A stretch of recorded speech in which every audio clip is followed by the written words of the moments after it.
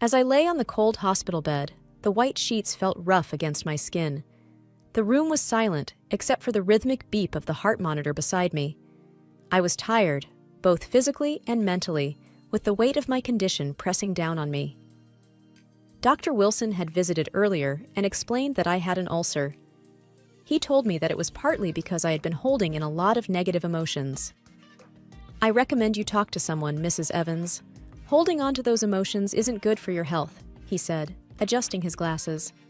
"I'll think about it, doctor," I replied, nodding slowly. Soon after Dr. Wilson left, David entered. My husband of 15 years, David was a tall man with brown hair that was starting to gray at the temples. His suit was impeccable, always tailored to perfection. However, his face now showed signs of stress and impatience. "Jane," David started, clearing his throat, "I've been doing some thinking." I turned to look at him, waiting for him to continue. He took a deep breath. "I want a divorce." I felt a pang in my chest, but not of heartbreak, more of realization. It felt like something I had been expecting for a long time. "All right," I said simply. David looked taken aback. "That's it? Just all right?" "I guess I've seen it coming, David," I admitted, "though I never thought you'd tell me while I'm in a hospital bed." A nurse, Melissa, who was attending to some paperwork nearby, looked up. She was young, perhaps in her mid-20s, with bright blue eyes and blonde hair pulled into a ponytail. She gave me a concerned look. "Are you okay, Mrs. Evans?" David scoffed. "Of course she's fine. Aren't you, Jane?" I ignored him, turning to Melissa. "I'll be okay. Thanks for asking." "Why are you so calm about this?" Melissa whispered, genuinely curious. With a small smile, I leaned in closer. "I have a little secret. Something that will make everything all right in the end." David, not hearing our exchange, glanced between us, looking annoyed. "I'll get the papers started then," he said tersely. As he left the room, I couldn't help but feel a mixture of sadness and relief. I knew that this was just the beginning of a new chapter in my life. And though the circumstances weren't ideal, I felt strangely hopeful. The hospital room was quiet, with only the soft murmur of the TV in the background. I started to drift into a state of introspection, remembering simpler times. The day David and I met felt like it was just yesterday. We were introduced by mutual friends at a local coffee shop. The initial days were filled with laughter, shared interests, and many dreams for the future. "Jane, have you ever thought about traveling the world?" David had once asked me during one of our early dates. "I've always wanted to," I replied, taking a sip of my coffee. "But you know, life gets in the way. Work, responsibilities." David smiled warmly. "Maybe we can do it together one day." I chuckled. That sounds like a dream. But as the years went on, things changed. David got a high-paying job, and suddenly, money became a focal point in our lives. We moved into a big house, drove expensive cars, and attended high-profile events. It was a life many dreamed of, but it felt empty to me. "I bought another painting today," David said one evening, showing off a piece of artwork that cost more than what I earned in a month at the bookstore. "It's beautiful," I replied, trying to show enthusiasm. But deep inside, I missed our simpler days, when happiness wasn't measured in monetary terms. The stark difference in our earnings soon became a sore point. David would often berate me for not making enough and for spending too much time at the bookstore. "Jane, can't you find a better job? Something that pays more?" he once asked. "This is what I love, David," I retorted, frustration evident in my voice. "I thought you of all people would understand." His reply was cold. "Well, love doesn't pay the bills." Health concerns started adding to our strained relationship. The constant pain in my stomach became unbearable at times. I remember one particularly bad night when I was curled up in pain. "Jane, are you okay?" David's voice was filled with annoyance rather than concern. "My stomach, it hurts so much," I managed to whisper. "You're always sick," he snapped. "Maybe if you didn't stress about that bookstore so much, you'd feel better." Even during those tough times, there was one person who stood by me, my grandmother. She was a wise old woman with a heart of gold. We shared many moments, sipping tea and talking about life. "He's not right for you," she told me during one of our conversations. I sighed. "I know, Grandma, but we've been together for so long." She looked at me with a knowing smile. "Sometimes length doesn't mean depth. Remember that." Her words stayed with me. David's decision to ask for a divorce might have been sudden for him, but for me, it was a long time coming. And as I lay in the hospital bed, clutching the letter from the notary, I felt a sense of clarity and direction for the first time in years. My grandmother had passed, leaving me $3 million. But there was a catch. I would only inherit it upon divorcing Robert. A bittersweet smile formed on my lips. Once an unwelcome condition, now it was my ticket to freedom. The next morning, I decided it was time to take charge of my life. I needed to know why David was so eager for the divorce. Was there another woman? Or was there something else he wasn't telling me? I decided to call Mark, a lawyer I had known since childhood. We had grown up together, and even though life took us on different paths, our bond remained. "Jane, long time. How are you holding up?" Mark's voice sounded genuinely concerned. "Been better, Mark," I replied, trying to sound upbeat. "But I need your help." Mark paused for a moment. "What do you need?" I hesitated. "I need to know why David wants a divorce so urgently. Can you find out?" There was a short silence. "You think he's up to something?" "I just have a gut feeling. Something's off." "All right," Mark said. "I'll hire a detective to tail him, see what he's up to." I felt a weight lift off my shoulders. "Thank you, Mark." A few days later, Mark called with news. "Jane, you were right. David's been seeing someone." My heart sank. "Who is she?" "He's been spending time with a young girl, probably in her 20s. Tall, model-like. Our detective has taken some photos." I sighed. "I need to see them." Mark arranged for me to meet with the detective later that day. The detective, a stern-looking man named Carl, showed me several pictures of David and the young woman. "That's him." Carl pointed to David in one of the photos. "And her name is Clara. She's a student, but has an interesting past." "What do you mean?" Carl hesitated. "She's been involved with a few rich men before. It seems she has a pattern." I felt a rush of anger. "So, she's using him?" Carl shrugged. "Looks like it, but there's more. We found out she's currently working for an escort service." I took a deep breath, trying to process everything. "Thank you, Carl." As I left the detective agency, a plan began to form in my mind. David wanted a divorce? Fine. But I wasn't going to let him walk away without a fight. He would regret the day he decided to betray me. The following week was a blur of hospital tests and treatments. But between the needles and medications, I had a surprise visitor. An elderly man named Mr. Graham, whom I had occasionally seen during my daily hospital walks. With white hair, a cane, and wise eyes, he seemed to be always engrossed in a book. "Hello, Jane," he greeted me with a warm smile as he walked into my room. "Hello, Mr. Graham. To what do I owe the pleasure?" "I've heard you work at a used bookstore," he said, taking a seat near my bed. "Yes, I do. It's a small place, but it has its charm." He nodded appreciatively. "I've always had a passion for books. Over the years, I've collected many rare editions. And, well, there's one particular book I thought you might be interested in." My curiosity was piqued. "Which book?" "It's an old, rare copy of Pride and Prejudice. You see, my late wife loved that book. She told me stories about her family's connection to it." I was taken aback. "That's one of my favorites. I've always wanted to have a rare edition." Mr. Graham smiled kindly. "I thought so. Well, I'm willing to sell it to you." "That's a generous offer," I said, my heart racing. "But there's a problem. I recently had some financial issues. David, my husband, took all the money from our joint account." Mr. Graham frowned. "I'm sorry to hear that. But for the book, we can work out a reasonable price, or even a payment plan."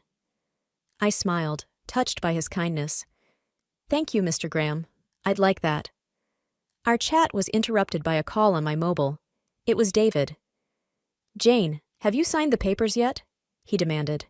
"Not yet, David. I told you, I'll do it after I leave the hospital." "Just get it done," he said irritably before hanging up. I sighed, feeling deflated. Mr. Graham looked at me with sympathy. Relationship troubles? I nodded. He's eager to get rid of me. Mr. Graham leaned forward. You know, life has a way of bringing unexpected joys even in the midst of our struggles. Perhaps this book is a small token of that. I smiled, wiping away a tear. Thank you, Mr. Graham. You have no idea how much this means to me. As he left the room, I held the book close, feeling a strange sense of comfort. In the midst of chaos and heartbreak, this little piece of literature became a beacon of hope. After my release from the hospital, I met with Mark to strategize our next steps. The evidence against David was strong, and I was ready for confrontation. Mark handed me a file. Everything you need is here. Pictures, documents, everything. I nodded, feeling a mix of anxiety and determination. Thanks, Mark. I appreciate everything you've done. He looked at me seriously. Just remember, be strong. David might try to manipulate or guilt trip you. I'm ready, I affirmed. The confrontation was set for an upscale restaurant downtown. David had chosen the place, probably to flaunt his financial superiority. As I walked in, I saw him seated at a corner table with Clara, the young model. Her presence was unexpected, but made me more determined. David smirked as he saw me. Took you long enough. Traffic, I replied curtly. He gestured to Clara. You remember Clara, my secretary? I smiled sweetly at her. Of course, how could I forget? David, eager to get things underway, said, So, have you signed the papers? I looked at Mark, who handed over a document. David quickly scanned it, his smirk fading.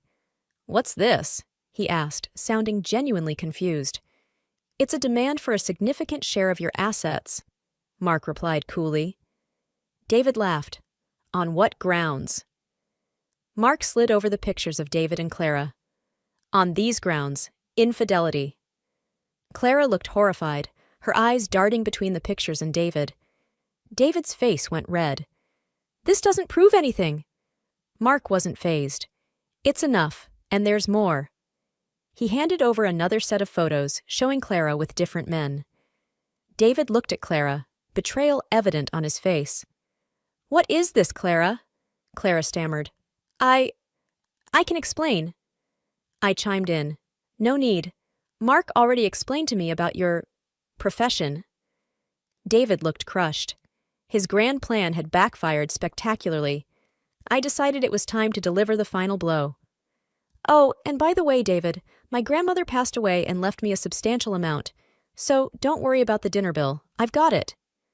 The look on David's face was priceless. The combination of shock, regret, and realization was almost poetic. I stood up. This is the last time you'll see me, David. Goodbye. Walking out of the restaurant, I felt a sense of freedom I hadn't felt in years. I was finally free from David's toxicity, and it was time for a fresh start. The past few weeks after the restaurant incident had been a whirlwind of changes. The whole town buzzed with news of David's fall from grace, and the whispers and pointed fingers were unavoidable whenever he made a public appearance. One afternoon, my phone rang, displaying David's number. I hadn't expected him to call ever again. Still, out of sheer curiosity, I answered. Hello? Look. David's voice was rough, almost desperate. I need to ask you something. My defenses immediately went up. What do you want? He hesitated, and I could almost picture him struggling for words. I need a loan. I raised an eyebrow. You want money from me?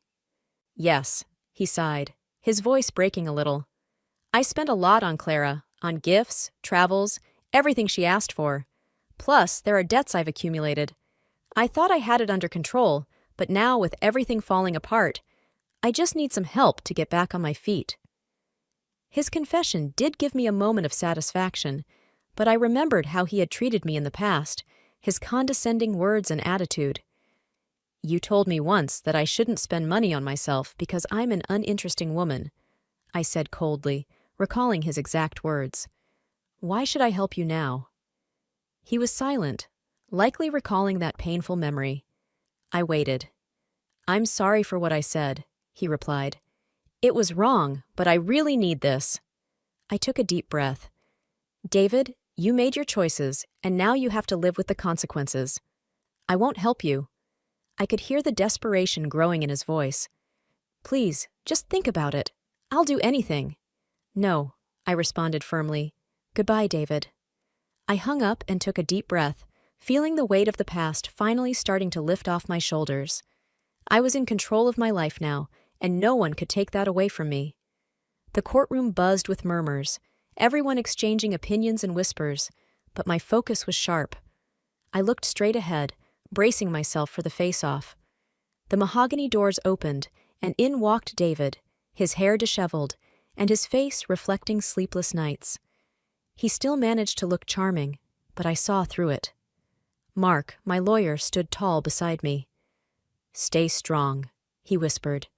"Today is the day we set things right." David approached hesitantly, his eyes pleading. "Can we talk? Just for a minute?" I nodded towards Mark, signaling him to give us a moment. "Make it quick." David took a deep breath. "I'm so sorry. I realize the pain I've caused. Please, can we not do this? Can we not make it a public spectacle?" His words seemed genuine, but years of deceit had made me wary. "David, this isn't about you anymore. It's about justice." He looked defeated, but tried one more time. "Isn't there any room for forgiveness? For us to start afresh?" I stared at him coldly. "There's no us anymore. And as for forgiveness, some things can never be forgiven. You chose this path." Before he could respond, the bailiff announced the judge's arrival. Everyone took their seats. The judge, a middle-aged man with a stern face, spoke. "This court is now in session." Mark began. "Your Honor, my client has suffered emotional and financial turmoil due to Mr. David's actions. The evidence will showcase his deceit." David's attorney tried to interrupt, but Mark continued, "Your Honor, we have photographs, bank records, and messages that point towards Mr. David's consistent betrayal." The evidence was presented, one piece after another, creating an irrefutable chain of David's misdeeds. David looked shattered, realizing the gravity of the situation. "Your Honor," he began, voice shaky, "I admit my mistakes, but I beg the court and my wife for leniency." Mark countered, "Mr. David is only remorseful because he got caught. Had any of these deceitful actions not come to light, he would have continued his ways."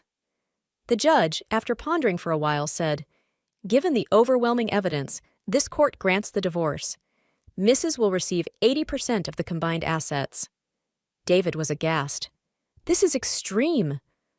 I stood up, anger evident in my voice. "Extreme? Like your affairs? Or draining our accounts? Or every lie you told?" David whispered, "Please just give me a chance." I looked at him squarely. "I gave you years, David. You destroyed that chance every time." Walking out of the courtroom, Mark congratulated me. "You did great. This chapter is closed." I nodded, determined. It's time to rebuild and move forward, without him. The sun outside shone brilliantly, signaling a new dawn, and for the first time in years, I felt truly free. The sky was a bright shade of blue, and the air was fresh, with a hint of morning dew. It had been a month since the court case, and the world seemed different to me. I was sitting in a small cafe near the beach, enjoying a cup of coffee, watching children play in the sand and families laughing together. Sarah, my longtime friend, joined me at the table, her presence always a comfort. "How does freedom feel?" she asked with a teasing smile. "It feels like breathing without any weight on my chest," I replied, taking a sip from my mug. She chuckled. "I never understood why you held on for so long." I sighed. "Neither did I, but it's in the past now. I'm just focusing on what's ahead." A small boy, around 6, ran up to our table, his sandy feet leaving prints. "Excuse me, ma'am. Can you help me build a sandcastle?" I smiled at his innocence. "Sure, why not?" As we sat building the castle, Sarah watched with a soft smile. "You know, you always had a way with kids. Have you thought about what you're going to do next?" "Actually, I have," I began, molding the sand into a tower. "I'm thinking of starting a community center for children, somewhere they can come, learn, and play." Sarah looked pleasantly surprised. That sounds amazing, but it's going to be a lot of work. I'm ready for it. I've been tied down for so long. It's time I did something that truly matters. The day wore on, and Sarah and I talked about everything under the sun: memories, future plans, and the latest town gossip. Later, as the sun began to set, casting a golden hue on the horizon, I stood up, stretching my legs. You know, Sarah, it's moments like these that I miss the most. Simple, peaceful, just enjoying life. Sarah nodded. You've come a long way. A familiar face approached our table. Mark. He looked different in casual wear, less the stern lawyer and more like an old friend. I hope I'm not interrupting, he said, a smile playing on his lips. Not at all, I replied. Have a seat. He sat down. I was in the area and thought I'd check on you. How have you been? Better, I said. Much better. Sarah, always the tease, chimed in. You two should hang out more. You're both single, after all. Both Mark and I blushed, exchanging an awkward glance. Well, we can always start with a coffee, Mark suggested. I laughed. Sounds like a plan. As night fell, the three of us walked along the beach, feeling the waves touch our feet, the vastness of the ocean reminding me of the endless possibilities that lay ahead. Life was no longer about the past. It was about seizing the day, making a difference, and perhaps, just maybe, finding happiness again. Days turned into weeks, and weeks into months. The community center became a reality, a place bustling with kids, laughter, and learning. Mark and I grew closer, our bond strengthened by mutual respect and understanding. One evening, as I stood on the balcony of my new home, looking at the vibrant colors of the setting sun, Mark came up behind me. You've done it, he whispered. I turned to face him. We did it. Together. He pulled me into a hug, and we stood there, looking out at the horizon, knowing that the past was behind and a new dawn awaited. And as the first stars twinkled in the early night sky, I realized that sometimes endings are just new beginnings.